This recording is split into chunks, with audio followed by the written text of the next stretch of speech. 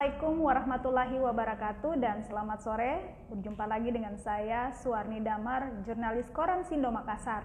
Hari ini kita berjumpa dalam program acara Bincang Sore, merupakan program acara yang diinisiasi Sindo Makassar.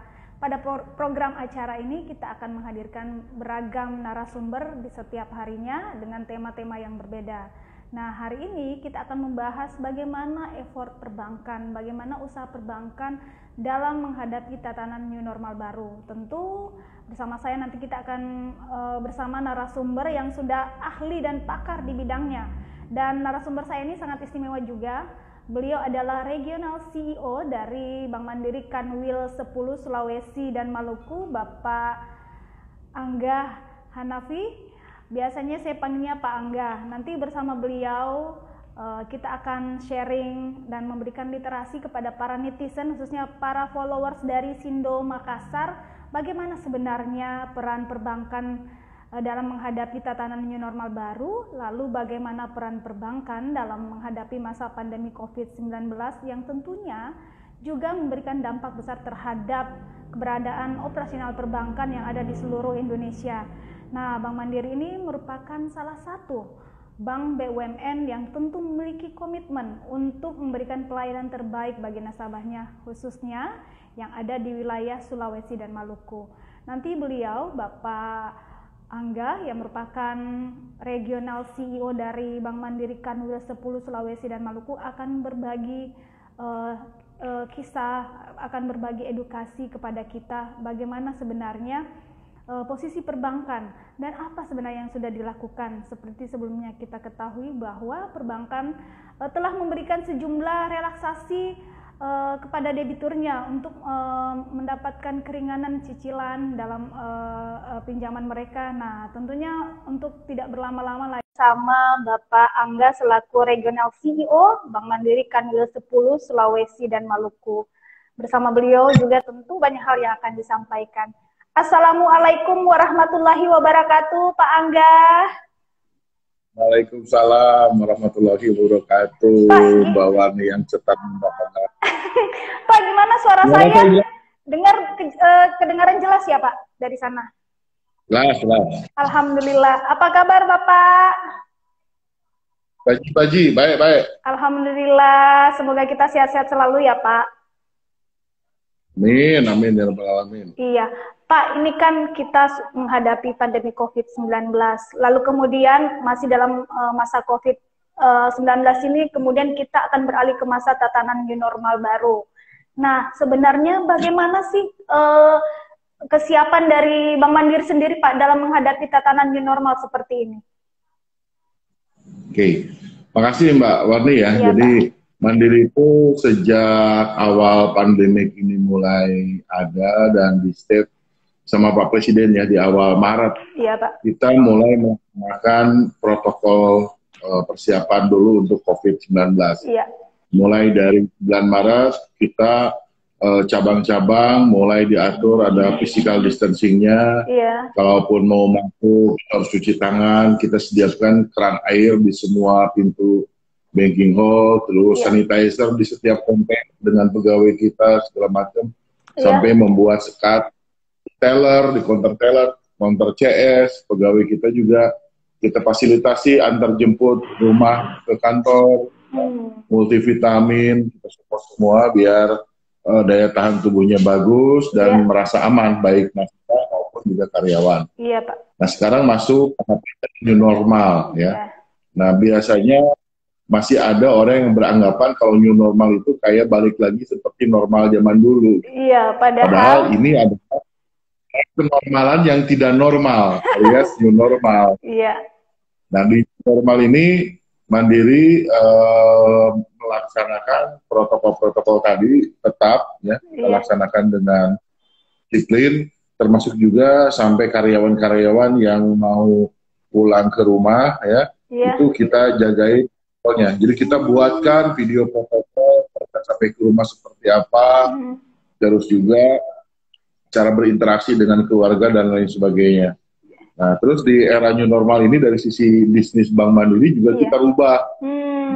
Perubahan kita lebih ke digital.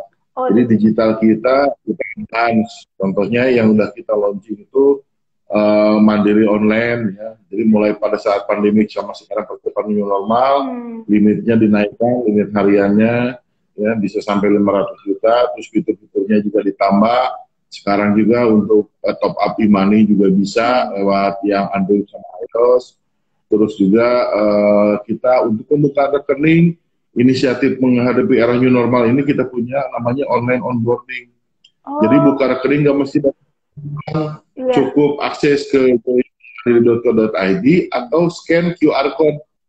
Jadi nanti kita pasangin agen mandiri, kita di region 10 ada sekitar 3.700-an agen Braintrust mandiri, ada QR code-nya, kalau tinggal di handphone kita bisa buka rekening, termasuk juga nanti pengiriman ATM-nya nggak mesti datang ke kantor, tapi langsung dikirim ke alamat rumah. Terus dari sisi financing kita yang terbaru launching Mandiri Pintar. Jadi memang persiapan kita lebih ke digital, mengurangi kontak langsung bertatapan dengan nasabah kita. Iya, Pak. Itu mungkin dari Pak, berarti bisa dibilang ada perubahan perilaku ya dalam pelayanan, misalnya jika biasanya kita harus bertatap muka, ini lebih dimaksimalkan pada layanan digital. Lalu bagaimana Pak tren penggunaan nasabah sendiri terhadap sejumlah layanan-layanan digital yang dihadirkan Bank Mandiri? Jadi ada selalu hikmahnya ya pandemik ini gitu. Kalau misalnya sebelumnya kita campaign menggunakan Mandiri online itu, Mandol, itu beberapa akhirnya campaign itu kan kita spend uang banyak di media, above the line, below the line gitu. Growth-nya masih di below double digit gitu. Tapi sekarang dengan adanya pandemi, mau nggak mau nasabah pun juga dipaksa untuk sadar karena kondisi gitu ya. Iya Pak, betul. Jadi peningkatan itu sampai 63%. Oh, tinggi banget ya Pak. Jadi panjang sejarah kita menggunakan Mandiri online. Terus penggunaan digital kita juga untuk e-channel itu meningkat. Ya, memang sebelum ada pandemik ini penggunaan digital kita kan sekitar 93% ya dibandingkan 7% yang ke cabang konvensional. Nah sekarang udah tinggal 3% yang ke cabang konvensional. Jadi naik sampai 90%. Terus juga dari sisi transaksi e-channel sekarang transaksinya udah mencapai 647 juta transaksi. Banyak. Iya, Pak. Dan penggunaannya juga udah aktif usernya dari 1 juta sekarang udah 5 juta, naik 5 kali lipat. Itu di wilayah Bapak kan Sulawesi Maluku? Ini yang total Mandiri, tapi kalau di wilayah saya tadi yang 63% itu di wilayah saya. Oh ya. Peningkatannya sungguh luar biasa. Nah secara nasional yang pembukaan rekening online itu 65.000, di wilayah saya itu udah di atas 2 digit gitu. Jadi hampir 15%. 1.800 kita buka rekening online. Iya, Pak, berarti memang nasabah Bank Mandiri sudah melek digital ya Pak. Tapi untuk mengedukasi mereka itu mulai kendalanya apa yang dihadapi Pak? Bisa jadi kan misalnya tidak semua nasabah kita melek dengan IT teknologi misalnya. Itu ada kesulitan di awal atau bagaimana Pak? Jadi sebenarnya blessing in disguise ya. Masyarakat sekarang tuh kalau dibilang tidak melek digital, melek gitu ya. Kalau dibilang gaptek, tapi medsos juga aktif ya. Kalau kita lihat sampai ke kampung kan sekarang hampir bisa dilihat handphonenya itu udah smartphone. Iya Pak, betul. Ya? Iya. Jadi mereka itu lebih baik sekarang ngurangin rokok, yang penting paket data bisa penuh. Bisa Facebookan misalnya. Jadi, kan Pak. Keuntungan gitu, mereka selalu update meskipun ada segmennya, ada yang segmen yang senang Facebook, itu kelihatan lah usianya berapa, kan gitu kan. Iya, Pak. Ada juga yang senang Instagram, ada yang senang TikTokan gitu. Iya. Nah, dengan adanya media seperti itu, kita ikut promo juga di channel-channel seperti itu. Sehingga sosialisasi lebih mudah. Meskipun tantangan kita adalah masuk ke yang agen Braintrust Banking. Di mana agen Braintrust Banking itu kita kerjasama dengan agen-agen seperti warung-warung kelontong, sampai penjuru-penjuru yang di kampung-kampung gitu. Nah untungnya bergabung juga, kita samakan juga dengan penyaluran bansos. Oh iya. Nah bansos kan buka rekening, nariknya di agen juga. Betul, gitu. Jadi akhirnya mereka get Ya alhamdulillah dua-duanya itu ada mutual simbiosis gitu. Jadi ada program pemerintah yang bisa dimanfaatkan untuk kita sebagai sosialisasi. Pak, berarti tidak ada perubahan ya dalam sisi transaksi, karena hanya yang berubah hanya polanya saja. Terus dalam sisi pengumpulan dana pihak ketiga sendiri bagaimana Pak? Apakah ada perubahan kemudian pasca pandemi dan menuju new normal ini? Kalau dari sisi gini ya, pandemik ini cerita Iya Pak. dana pihak ketiga, Mbak Warni ya. Iya Pak. Kalau kita itu kebetulan bank pemerintah, bank besar masuknya buku 4. Oh, bank buku 4. Asetnya, relatif dengan ada kondisi saat ini, dari sisi dana pihak ketiga kita justru naik gitu. Ya. Mungkin beda dengan bank-bank yang kecil, ya. Bank-bank kita ini, yang Bank Mandiri khususnya, ya, Pak. bagian dari bank pemerintah itu mendapatkan quote dana masuk. Gitu. Masyarakat baik dari sisi kuantitas, volume, maupun juga jumlah nasabah tambah. Pertumbuhan kita tuh year on year Q1 udah atas 2 digit. Gitu. Wow, bagus. Ya, itu cerita Maret. Kalau cerita posisi Mei aja DPK kita juga tumbuhnya hampir 9,5%, meskipun nggak 2 digit ya posisi. Pak, lumayan jauh. Tinggi banget ya Pak pertumbuhannya. Iya. Pak, itu paling banyak disumbang dari dana murah atau dana mahal Pak?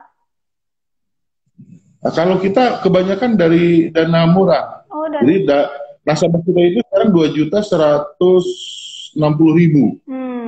Ya, 2.160.000-nya itu dari tabungan. Iya. Nah, tabungannya sendiri ini 9,61%.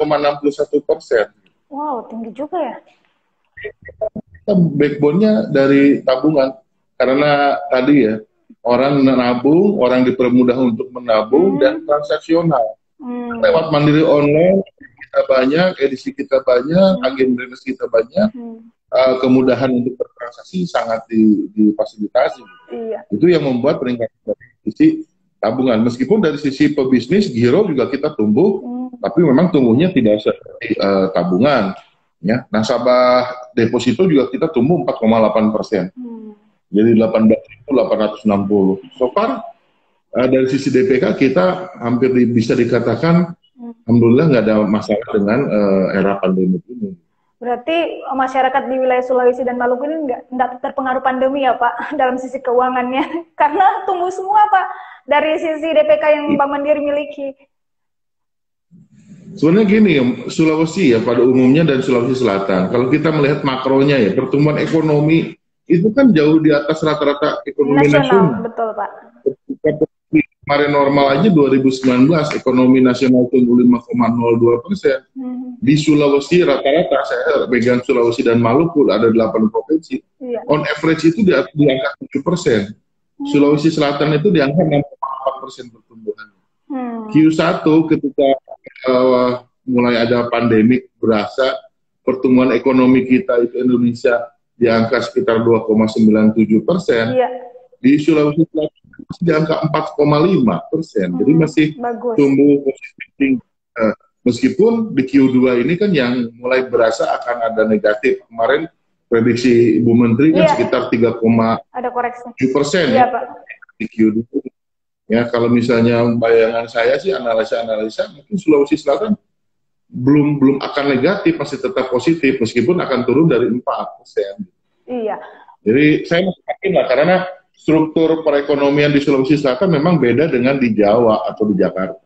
Iya, berarti optimisme terus ya Pak. Nah tadi kan kita bahas tentang dari sisi pengumpulan dana pihak ketiga. Lalu bagaimana Pak dari penyaluran kredit? Mengingat sebelumnya kan ada kebijakan untuk restrukturisasi kredit ke sejumlah debitur khususnya ke UMKM. Itu bagaimana yang pola yang diterapkan oleh Bank Mandiri sendiri? Nah, kalau cerita kredit berbeda dengan cerita dana. Iya Pak. Ya. Nah, ini terasanya tuh udah mulai terasa. Bilang begini, krisis kita saat ini tuh berbeda dengan krisis kita di tahun 98, krisis ekonomi kita mungkin di tahun 2008 sampai 2011, yang finansial dipelopori oleh negara Singapura, ya. Saat ini tuh justru mulainya tuh dari akar rumput, dari Dari UMKM dulu, UMKM, dari betul, bawah. betul. Itu sekitar tahun 97, 98, yang kena hit pertama tuh justru malah korporasi kita. Oh, Karena adanya peningkatan selisih kurs rupiah sama US dollar, iya, mereka banyak pinjaman dalam bentuk US dollar, tapi pendapatannya domestik, dia banyak dalam bentuk rupiah, ada mismatch kayak gitu, sehingga banyak iya. dirugikan. Nah, kalau sekarang itu mulainya dari akar rumput dan merata. Oh, Ya, iya. mulai dari komersial sampai segmen corporate pun merata. Nah, ketika sektor ekonomi harus shutdown, ya, Iya. dengan adanya PSBB waktu mulai awal April segala macam dan serentak di hampir di seluruh Indonesia bahkan di dunia, Iya, Pak. ya, otomatis kan hampir ekonomi sektorilnya hampir shutdown. Iya, Nah, betul. ketika seperti itu, otomatis kredit itu kan kita juga jadi hampir shutdown juga. Betul, Gitu. Pak, Saya nggak betul. mau bilang stok, tapi kita bicaranya sangat-sangat selektif. Gitu. Ya. Iya, Pak. Jadi lampu nggak bergerak. Ya. Jadi kalau dibilang Q1 saya masih tumbuh, karena Maret itu sebenarnya impact-nya masih belum terasa. Belum terasa. Tapi di Q2 hampir zero growth gitu ya. Badai zero kan, growth. itu terasa seperti kena badai ya, Pak. Makanya kita fokus di Q2 kemarin itu ya, kita mulai April itu restrukturisasi. Iya. Ya. Biar apa? Biar membantu program pemerintah lewat stimulus POJK nomor 11, debitur-debitur kita yang mulai terdampak COVID-19, ya kita selamatkan. Ya. Dengan cara apa? Restrukturisasi tadi. Itu Pak, yang diberikan restrukturisasi itu ada berapa total debitur dan itu kebanyakan pada segmen apa Pak yang diberikan, dan kira-kira lamanya mereka diberikan kemudahan untuk tidak membayar cicilan itu berapa lama Pak? Oke. Jadi karena Bank Mandiri bank besar ya, iya. Kita pun kontribusinya sangat besar untuk perekonomian baik di Indonesia ataupun di Sulawesi Selatan. Iya. Total agent saya itu Sulawesi Maluku yang direstru itu hampir 24.600, hampir 25.000 debitur. Banyak banget ya. Dengan total triliun lebih sedikit ya. Kalau dibulatkan 3 triliun lah. Ya. Itu jumlah yang besar. Yang paling banyak itu adalah yang UMKM, khususnya di micro segmen. Kredit usaha dan kredit usaha mikro. Itu yang komposisinya 85% itu di sana semua. Kalau dari sisi sektornya apa Pak dia? Sektor apa saja untuk mikro ini? Jadi kita sektor itu ada 8 sektor utama pada saat restrukturisasi itu. Nah, kalau saya bicara top 3-nya, yang pertama yang berkaitan di bidang ini aja lah, apa? Mobilitas orang. Mobilitas orang itu berarti transportasi. Itu yang paling kena hit. Baik darat, laut, dan udara. Ya, yang kedua adalah travel. Ya, apalagi sekarang kan haji umroh di semua. Iya, Pak. Ya, itu yang kena. Dan Makassar, Sulawesi Selatan adalah backbone-nya travel haji di Indonesia. Betul sekali. Sehingga impact-nya gede. Yang ketiga adalah anggota PHRI, hotel, restoran. Ya, itu semua yang berkaitan dengan mobilitas orang nongkrong, itu jadi top 3-nya di daerah-daerah situ. Pak, tadi belum dijawab, itu berapa lama sih lama restrukturisasi ke debitur diberikan, kemudian bisa mereka melakukan cicilan secara normal lagi?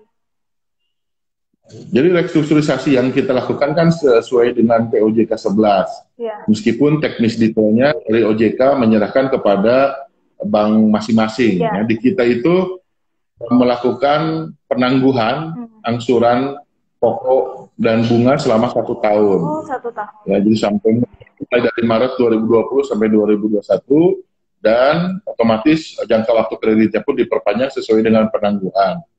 Nah, jadi 1 tahun ini benar-benar nggak ada ditanggung, Mbak. Kalau ada angsuran tuh jadi ATA gitu kan. Iya, betul Pak. Nah, yang kedua, semua biaya berkaitan dengan provisi administrasi proses restrukturisasi itu ditinggalkan. Jadi tidak ada biaya restrukturisasi.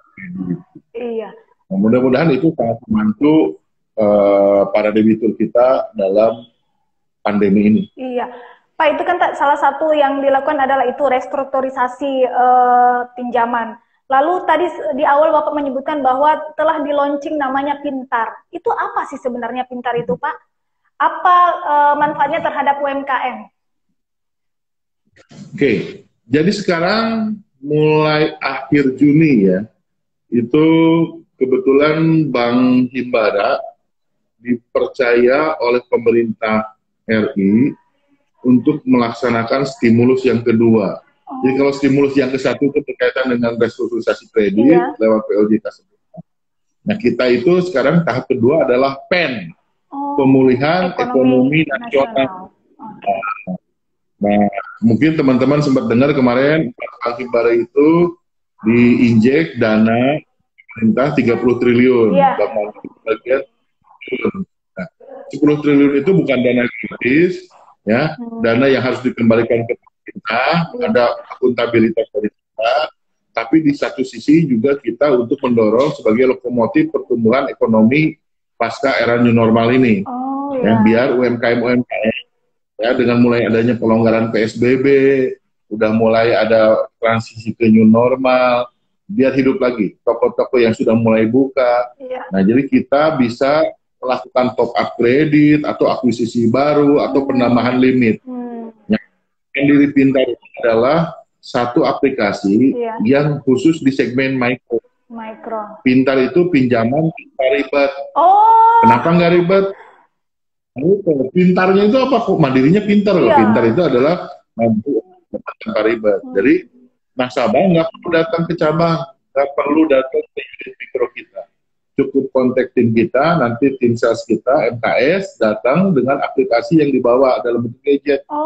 Nggak perlu nyediain fotokopi, hard copy, dikirim, segala macam. Itu nanti selama proses wawancara, datanya di-input, dan proses langsung di situ, di aplikasi itu 15 menit langsung ada keputusan kredit. Cepat banget, Pak. Nah, jadi udah end-to-end. Ya, end-to-end itu mulai dari di depan untuk inputting data, sama terakhir kredit, dan itu langsung masuk ke rekening. Nah, kalau udah ada rekeningnya, yang top up segala macam udah masuk. Ini kita harapkan untuk akselerasi PEN, karena target dari Pak Presiden Q3 itu jangan sampai minus. Jadi pertumbuhan ekonomi positif. Nah, kenapa? Karena kalau 2 kali minus, secara technically kita masuk ke resesi. Kita nggak mau masuk negara yang gitu. Jadi ini kerja keras teman-teman di perbankan, khususnya Bank Mandiri, Himbara, saat ini, Juli ini, kita lembur, Sabtu Minggu masuk, tiap hari pulang malam adalah PEN. Kalau kemarin badainya badai restru, sekarang badainya PEN. Tapi itu saya sama teman-teman Mandiri sangat mensyukuri bahwa alhamdulillah kita masih dapat kepercayaan dari pemerintah. Iya, Pak, itu kan Pintar. Ini yang bisa mengakses ini, Pak, dengan dimulai dengan besar berapa pinjamannya, Pak? Misalnya nih ada yang berminat nih mau jadi debiturnya Bank Mandiri menggunakan Pintar. Itu syarat utamanya bagi pemula berapa misalnya? Haruskah yang menjadi pengaju dari Pintar itu pernah menjadi nasabah atau seperti apa, Pak, syaratnya? Jadi yang pertama, yang pasti bisa bernapas lah. Selama bisa bernapas, bisa menjadi nasabah Bank Mandiri ya. Yang kedua, ini nasabah kan untuk segmen mikro ya. Segmen mikro pinjamannya yang bisa saat ini ya, yang bisa lewat aplikasi Pintar itu maksimal 100 juta. Mikronya sendiri bisa sampai 500 juta. Jadi mikro mandiri itu bisa sampai 500 juta. Nah, terus yang ketiga, nanti ada syarat khusus ya. Pasti ketentuan sesuai dengan nanti hasil cuci dari IDBI dan lain sebagainya. Yang pasti nasabah baru ataupun existing juga bisa. Berarti sangat ini ya Pak. Optimismenya sendiri seperti apa Pak dengan hadirnya Pintar ini dalam mendorong penyaluran pembiayaan dari Bank Mandiri? Oke, jadi tadi kan uang pemerintah masuk ke Mandiri 10 triliun. Iya Pak. Nah, untuk mikronya saja kita ditargetkan hampir 7 triliun. Jadi sekitar 70% segmen mikro secara nasional Mandiri. Nah, dari 7 triliun itu potensi yang ada di kita, seperti kemarin saya sampaikan ke Bang Rami, ada 1 triliun di region Sulawesi provinsi. Ya, mudah-mudahan nggak meleset di 1 triliun dalam 3 bulan. Amin. Jadi lokomotifnya ini lagi ngejar-ngejarnya nih. Jadi buat para nasabah ataupun pengusaha-pengusaha UMKM yang jadi pendengar di Sindo, Ya, kita lagi benar-benar pengen memacu perekonomian agar bergulir kembali menuju normal. Silakan hubungi cabang-cabang kami terdekat yang butuh pendanaan dan financing. Iya, Pak, itu kemarin kalau di wilayah Bapak kan launchingnya di Kabupaten Goa. Bisa dijelaskan kembali kepada netizen itu kenapa memilih Goa? Biasanya kan kalau ada launching seperti itu produk pertama, apalagi serentak se-Indonesia, biasanya mengambil base di Kota Makassar. Nah, kenapa kemarin Bank Mandiri memilih di Kabupaten Goa sebagai base melaunching produk pintar? Oke, jadi sometimes we have to think out of the box ya. Kalau semua centralized di Makassar, hub bisnis kita di Makassar, pusat bisnis Indonesia Timur juga di Makassar, jangan sampai kalau launching produk juga di Makassar gitu kan. Jadi caranya yang menyisir dari desa menuju kota. Ya. Kenapa saya Goa itu salah satu penyangga Makassar yang memiliki basis bisnis UMKM yang besar. Iya. Mungkin kalau Farni ingat, saya pertama kali masuk kota tahun 2001. Iya, Pak. Sebagai karyawan mandiri. Sudah itu saya keliling-keliling lagi. Iya. Goa waktu itu ya sama sekarang sudah jauh berubah. Goa sekarang itu jadi kota kecil. Itu kayak di Jakarta itu Jabodetabek. Kehidupan retail bisnisnya di sana bertumbuh sedemikian pesat. Sehingga kami memutuskan untuk launching ini karena segmennya mikro, kita di Goa sebagai penyangganya Makassar. Iya, Pak. Selain misalnya meluncurkan produk pintar untuk menghadapi tatanan new normal baru, untuk di wilayah Bapak sendiri adakah rencana lagi misalnya selain memaksimalkan kantor cabang yang adakah rencana melakukan ekspansi lagi Pak di sejumlah wilayah atau semua sudah menjangkau masyarakat pelayanannya? Oke. Jadi buat teman-teman ketahui bahwa kita tetap ada ekspansi. Ya. Bulan Juni kemarin, tahun 2020, di awal Juni, kita baru saja membuka cabang baru di Bahodopi, Morowali, Sulawesi Tengah. Kenapa kita buka di cabang sana? Karena mungkin teman-teman tahu bahwa sekarang itu yang lagi happening bisnis di Sulawesi adalah pertambangan nikel. Betul. Tambang itu adalah berliannya Sulawesi. Ya. Bahkan investor-investor asing sudah sangat mumpuni punya investasi yang besar di sana. Sebagai contoh, ada satu kawasan namanya IMIP, ya. Indonesia Morowali. Waktu saya ke sana itu sekitar ada 19 perusahaan. Iya, Pak. Karyanya dalam 3 tahun 4 tahun terakhir tumbuh dari 10.000 sekarang menjadi 47.000. Bayangkan hanya dalam 4 tahun terakhir. Sementara perusahaan-perusahaan swasta internasional multinasional yang ada di sini, contohnya misalnya kayak PT Vale yang bergerak di tambang yang sama. Iya, Pak. Sejak dulu berdiri pun karyawannya less than 3.000, ya, kurang dari 3.000. Iya, betul. Banyak. Nah, artinya di sini ya kan, ada potensi yang banyak. Sehingga saya yakin. Lalu di Maluku Utara, Malut, ya, bisa kawasan industri. Ya, kalau di sini namanya IMIP, di sana IWIP, Weda, ya, industrial Weda,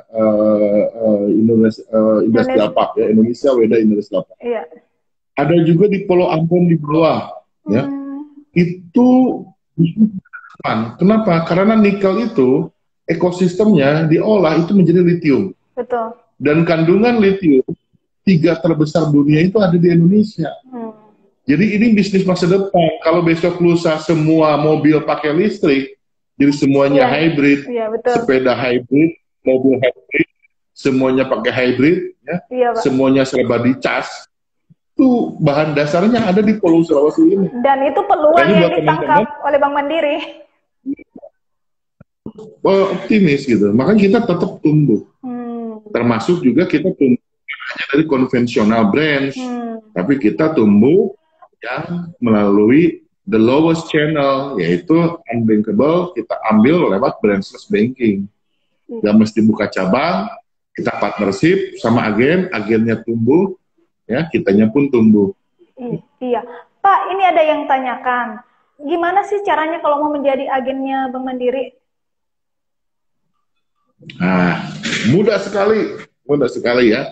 Yang penting kalau minat kontak staf kami di semua cabang yang ada, Iya. ya. Terus dilihat, disurvei sama tim kami, ya. Yang penting ada surat izin kalau usaha itu nggak perlu yang jauh-jauh dari kelurahan, mungkin RT ya. Nah, terus nanti kita bukakan untuk modal dasarnya tabungan minimal 1 juta. Oh, 1 juta. Kan pembukaan rekening kan kita buka, nanti dipasangkan alat edisi yang berfungsi sebagai mini ATM.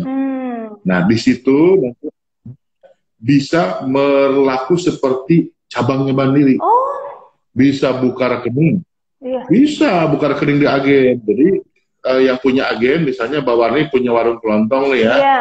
itu bisa juga rekening Mandiri lewat yang sistem biasa ataupun QR tadi online onboarding. Jadi kita pasangin stiker.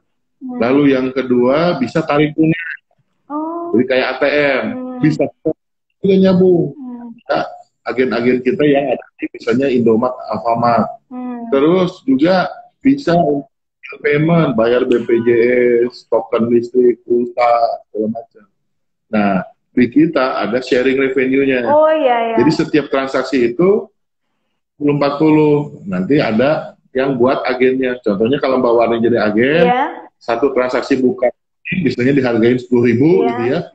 Nah, Mbak Warninya dapat, Mandirinya 4.000. Mbak, kalau agen kita punya 3.700, itu pendapatannya nambah di antara 2-3 juta per bulan. Wow. Itu dari fee. Bahkan di Morowali, kalau Mbak Warni kaget ya, saya ke salah satu agen kami, bisa ngambil cicilan Fortuner. Masa Pak? Jadi dia sebulan dan 12 juta sebulan, Mbak. Wow. Keren banget berarti Pak ya, mending saya jadi agen ya, nggak usah jadi wartawan.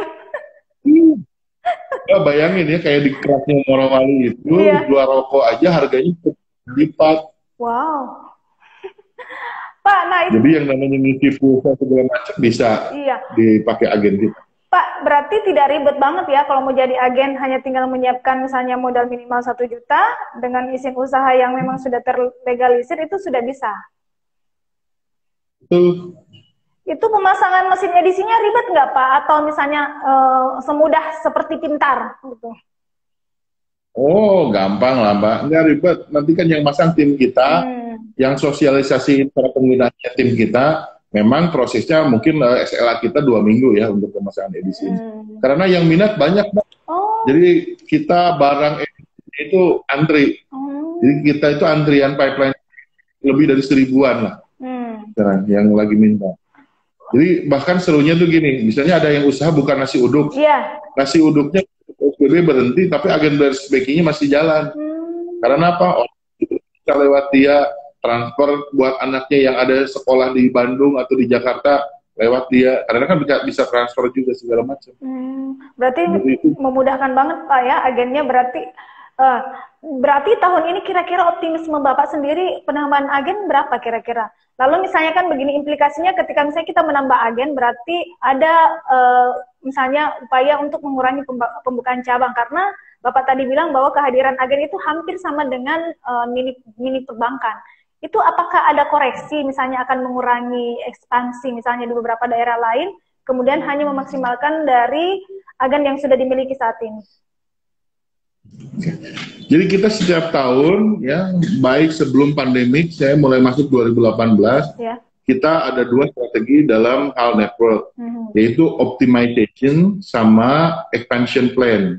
Optimization itu contohnya kantor-kantor kita yang berdekatan, potensinya sama, tapi ternyata produktivitasnya kurang. Pada saat jatuh tempo kita nggak perpanjang dan kita tutup. Nah, kita bisa buka tempat yang oportunitasnya bagus, atau kita memang reduce untuk kita expose di yang branchless. Nah, di tahun kemarin kita tutup 3, buka 1 untuk cabang konvensional, tapi untuk target branchless banking 2020 kita ditarget kantor pusat 2000-an agen, kita pencapaiannya 2.800, jadi melebihi 130%, lebih dari target. Nah, tahun ini sebenarnya target mungkin hanya 3.500, posisi sudah 3.700 di akhir. di tengah tahun. Nah, kalau melihat seperti ini ya, saya yakin 4.000-an udah pasti tercapai. Kenapa? Karena pipeline aja kita punya 1.000. Betul. Ya. Jadi optimisnya saya bisa sampai angka 5.000. Existing 3.700 tambah 1.000 udah 4.700, masih punya waktu 6 bulanan lagi. So it means doubling dari posisi Desember kemarin. Berarti 2020. bagus banget ya Pak, bahwa ternyata di sisi lain Bank Mandiri membuka lapangan kerja baru bagi masyarakat dengan hadirnya agen ini. Nah, selain misalnya dari agen ini, adakah lagi peluang yang serupa yang dihadirkan Bank Mandiri kepada masyarakat untuk juga bisa andil dalam mendorong pertumbuhan ekonomi kita? Oke. Jadi kita punya namanya Beyond Digital ya. Beyond Digital itu ada salah satunya ya, DigiResto. DigiResto ini mungkin kalau Mbak Wani kan pesen makanan pasti lewatnya yang temennya go gitu kan, ya. Itu. Kan GoGo itu untuk sharing fee-nya pasti lebih besar lah, ya. Itu mereka harganya. Nah dengan DigiResto ini biayanya hanya seperti biaya tarikan edisi, Mbak. Jadi kalau edisi itu sekali itu merchant-nya kan dikenakan cas 2,5% tuh, ya, dari transaksi. Jadi jauh lebih murah. Nah itu sistemnya WhatsApp base, jadi pesennya tinggal di WhatsApp. Nah kita sekarang lagi menggalakkan di Makassar udah lebih dari 120-an merchant, khususnya di restoran, ya, melalui resto kita. Jadi pesan makanannya bisa lewat WhatsApp. Nah itu kita lagi mau accelerate di DigiResto. Yang kedua yang Beyond Banking selanjutnya adalah DigiRetail. Jadi DigiRetail ini ya yang perusahaan-perusahaan yang non kaitan food and beverage. Jadi merchant-merchantnya tuh bukan kayak fashion ya tadi Pak? Kalau kayak fashion ya? Juga bisa, terus juga toko-toko kelontong. Ya kan sekarang orang malas tuh, misalnya pesan-pesan datang langsung. Betul, nanti Pak. Takut protokolnya. Iya. Nah ini kita lewat DigiRetail kita bisa pesennya online. Nah membantunya para toko-toko kelontong itu juga yang tadinya mungkin tutup, sepi, segala macam bisa tetap online tanpa perlu harus membuat marketplace sendiri. Jadi kita bikinin marketplace. Iya. Yang ketiga ada satu lagi yang nanti kita lagi mau masuk, tapi lihat posisi new normalnya ini ya, yaitu dengan pasar-pasar data. Jadi nanti kita pakai platform yang kita miliki. Tapi nanti saya lihat dulu nih situasi pasar-pasar basahnya. Betul. Keamanan seperti kayak pasar tradisional kan Pak, mau beli ikan bisa pesan di situ. Betul. Iya. Pak, yang Beyond Digital ini sendiri, DigiResto, DigiRetail, itu sejak kapan sih hadir di Makassar? Apakah di Makassar saja atau akan menjangkau seluruh daerah yang ada di wilayah Bapak? Oke. Jadi di tempat kita itu mulai launching di bulan sejak April ya. Pandemi kan Maret ya, April kita mulai bulan puasa udah banyak merchant-merchant gabung, dan itu bukan hanya di Makassar Mbak, kita punya area di 7 area, jadi sampai Manado, dari Palu sampai di Maluku juga ada, ya, ada beberapa merchant yang sudah kerjasama. Nah, memang paling happeningnya di Makassar, kota-kota besar ya, Makassar sama Manado. Mudah-mudahan kita bisa meleverage banyak lagi, memperkenalkan lebih banyak lagi, sehingga kita bisa turut membantu para merchant-merchant kita yang tadinya sempat tutup, yang sempat merumahkan karyawan, biar karyawannya nggak di rumah kerja lagi, sehingga ekonomi bisa berputar kembali. Iya, Pak, ini bisa mengaksesnya ini tadi Bapak bilang menggunakan WhatsApp atau bisa diunduh di Play Store atau bagaimana Pak? Ini kalau yang DigiRetail benar-benar WhatsApp base, jadi tanpa unduh-unduh, download. Itu nomornya berapa Pak misalnya kalau mau join di Beyond Digital? Merchantnya gitu ya? Iya, iya. Persyaratan merchantnya sama Mbak, sama kayak tadi agen. Kita sangat mudah. Yang pertama yang penting bernapas, ya. Ya itu yang penting dulu. Makhluk hidup. Yang kedua nanti ngisi formulir sesuai ketentuan yang berlaku, sama standarnya ada surat izin. Surat izin keterangan dari RT RW setempat juga bisa. Kita nggak usah ribet-ribet nanti pikir harus ke Pemda izin SIUP kayak gitu. Iya Pak, itu kan yang ribet-ribet malas orang. Pak, yang untuk saat kita mengurangi yang Pak, untuk saat ini sendiri merchantnya kebanyakan apa nih Pak? Misalnya kan tadi resto-resto itu banyak makanan tradisional atau mix antara tradisional dan western? Jadi kita tuh mixnya bukan hanya Western, Chinese food, apa namanya Indonesian food gitu, traditional food, Iya. tapi justru itu sama anak-anak milenial, Mbak. Jadi mungkin Mbak Warni pasti tahu, Iya. ini sejak pandemik ini banyak anak milenial yang suka jualan sekarang. Betul Pak, betul. Ada jualan yang tadinya nggak pernah masak aja jadi masak, langsung jual-jualan. Mendadak jadi pengusaha Pak, pengusaha kuliner. Nah, itu kita juga mau silahkan gabung ya, termasuk dari Mandirian Youngster juga yang pintar masak udah mulai join tuh Mbak, Iya. ikut di Jiresto itu. Bagus banget ya Pak. Jadi siapapun kita buka.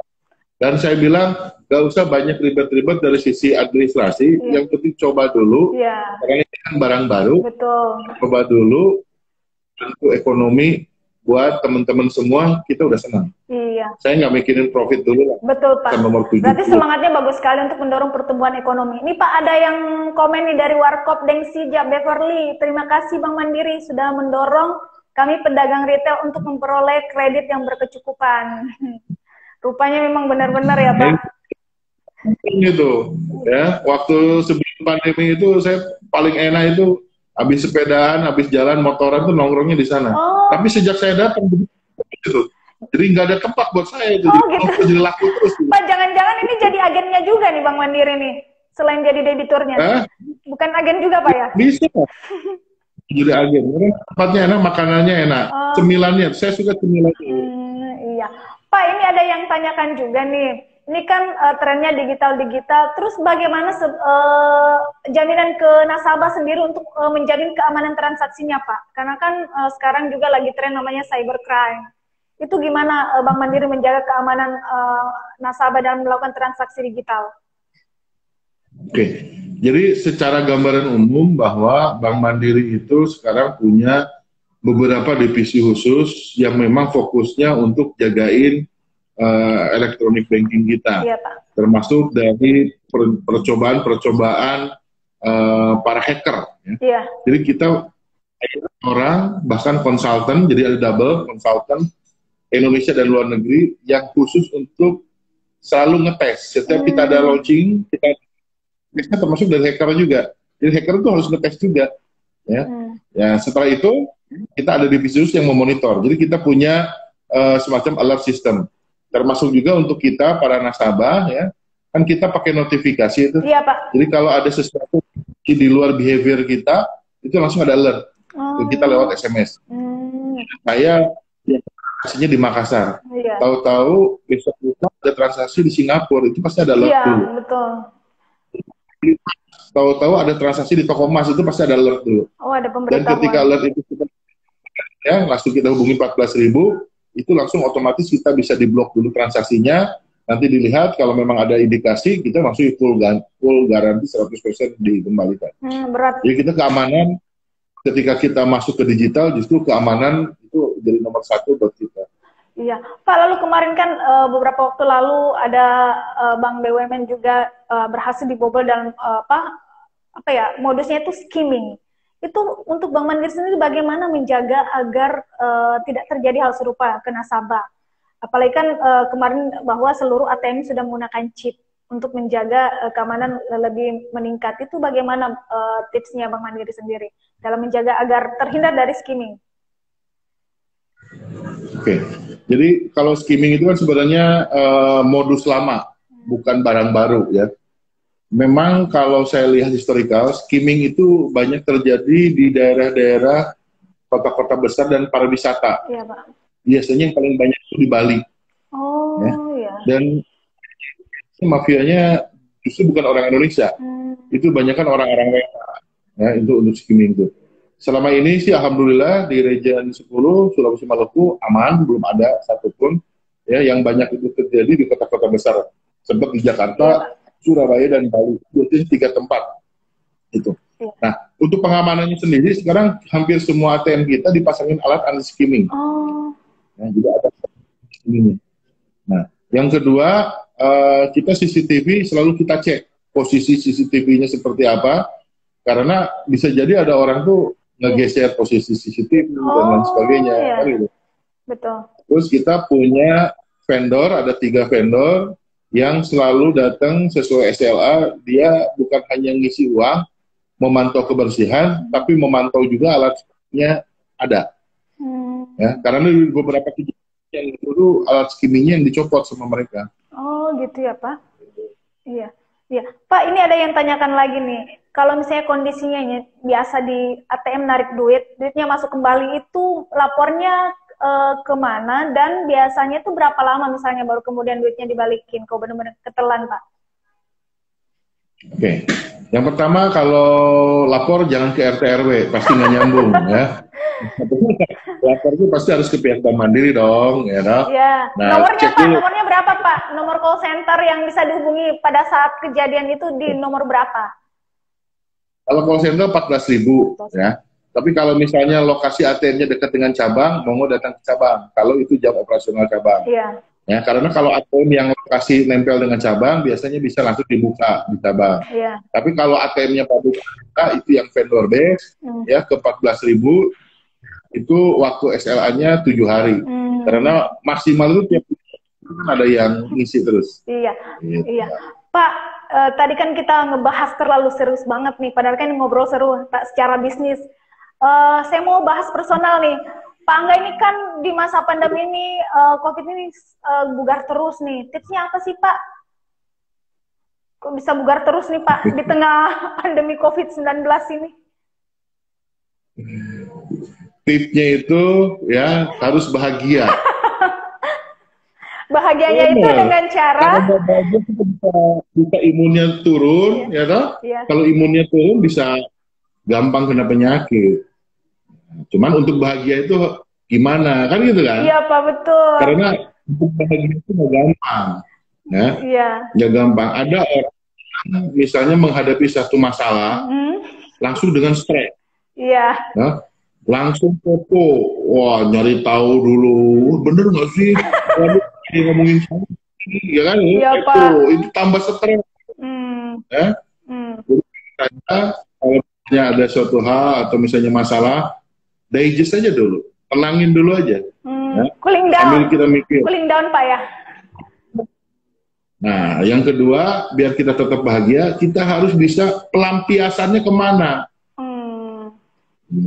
Karena saya badannya begini, pasti bawaannya udah tahu pelampiasan saya pasti ke makanan.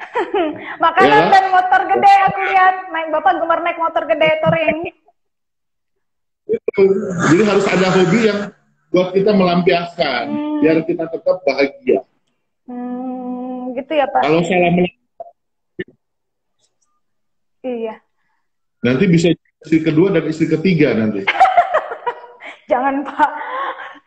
Pak, ini kan sudah hampir 1 jam kita bersama membahas banyak hal. Closing statement sendiri untuk para netizen, untuk para followers Koran Sindo Makassar dan Bank Mandiri Kanwil 10 Sulawesi dan Maluku, apa nih Pak, dalam menghadapi era new normal nantinya di sektor perbankan? Oke. Yang pertama, saya selalu berangkat dari mindset dulu ya. New normal bukan kembali ke normal. Kenapa? Nggak mungkin dalam saat ini ya tanpa ada vaksin, masih belum ada obatnya, penyakitnya juga di treatment masih belum ada jelas standarnya yang bisa memastikan sembuh 100%. Ya. Itu berarti bukan kehidupan kita kembali ke normal. Betul, Pak. Kalau kita punya kembali ke normal, pasti kita akan kecewa. Betul. Karena apa? Kalau kita jadi pengusaha, dulu sebelum pandemi pendapatan saya 100 juta sebulan. Sekarang cuma 10 juta. Ya. Bersyukur dulu. Betul. Sekarang masih punya pendapatan 10 juta. Betul, Pak. Karena kalau mikirin 100 juta, pasti stres. Dalam menghadapi new normal, ekspektasi kita jangan balik ke 100 juta. Baliknya kemana? Lebih dari 10 juta. Iya kan? Iya, jadi betul. 30 juta atau 50 juta pun, meskipun hanya setengah dari normal, itu kita sudah syukurin. Namanya juga new normal, belum normal. Betul. Sama dengan bisnis kita. Ya. Bisnis kita pun di perbankan juga jangan berharap seperti tahun kemarin, masa-masa keemasan. Betul. Kita pertumbuhan bisa 28%, mikro kita bisa 33%. ya udah double digit semua tuh, udah di atas 10% semua gitu kan. Iya. Tumbuhnya itu target naiknya 3 kali, kali 2, kali 3 kan gitu kan. Iya. Masa sekarang untuk bisa bertahan aja sudah bagus. Ya. Jadi jangan mimpi dulu bahwa nanti di normal pasti kembali ke double digit, nonsen. Yang penting kita bisa menggulirkan ekonomi ini dengan baik, Iya, Pak. bisa bekerja dengan baik, masih punya nafkah, itu yang harus kita selalu bersyukur. Kenapa saya harus bilang bersyukur? Bersyukur, lowering your expectation, kita bersyukur, aura kita positif, jadi tetap bahagia. Kalau bahagia, imunnya naik. Kalau imunnya naik, semua penyakit nggak ada yang mau dekat-dekat sama kita, kecuali yang cantik-cantik masih dekat sama kita. Aduh, Bapak ini suka melucu juga ya, Pak. Saya kan dulu warkop. Oh gitu, Pak ya. Iya. Pak, terima kasih banyak ya, Pak. Terima kasih banget mau join bersama kami di IG Live Koran Sindo Makassar, sudah berbagi banyak hal, tidak hanya bagaimana cara mempertahankan usaha di tengah pandemi COVID-19, tapi juga memberikan tips-tips hidup sehat, bahagia bersama para followers Sindo Makassar. Mudah-mudahan Pak Angga sehat-sehat selalu bersama tim, sukses selalu. Target-targetnya bisa tercapai, agennya bisa bertambah, yang pengajuan pintarnya juga semakin bertambah. Sampai jumpa Pak ya di selain kesempatan. Ya, makasih. Salam Bawani buat teman-teman Sindo semua, sehat, bahagia selalu. Iya, sampai jangan jumpa lupa. Pak. Iya Pak. Jam 10 penuh cinta dan kasih. Siap. Barang ya. Iya. Terima kasih. Iya. Ya, demikian tadi bincang sore kita bersama Bapak Angga Erlangga Hanafi selaku Regional CEO Bank Mandiri Kanwil 10 Sulawesi dan Maluku. Banyak hal yang disampaikan beliau. Intinya bahwa Bank Mandiri senantiasa ingin hadir di masyarakat dan ingin segera merealisasikan sejumlah pemulihan ekonomi nasional dengan menghadirkan beberapa produk-produk pembiayaan yang memudahkan masyarakat untuk bisa menjangkaunya, seperti salah satunya adalah produk pintar, di mana hanya butuh 15 menit saja bagi yang ingin mengajukan pinjaman bisa langsung ke cabang-cabang Bank Mandiri. Selain itu juga adalah membuka lapangan kerja baru, bahwa ternyata kalau kita jualan toko kelontong itu juga bisa jadi agen Bank Mandiri, karena dia akan menjadi mini bank dari Bank Mandiri, bisa melayani berbagai hal, membayar listrik, telepon, bisa mengajukan kredit dan sebagainya. Dan tentunya apa yang disampaikan Pak Angga sendiri bahwa tetap kita menjaga kesehatan dalam bekerja, tetap memperhatikan yang namanya protokol kesehatan. Karena kesehatan itu sangat mahal, maka itu kita harus bahagia dan tetap menjaga imun kita agar tetap terjaga dengan baik. Demikian bincang sore saya hari ini. Besok kita akan bertemu dengan tema yang berbeda. Mudah-mudahan apa yang kita bahas hari ini memberikan manfaat untuk kita semua. Wabillahi taufiq wal hidayah. Wassalamualaikum warahmatullahi wabarakatuh.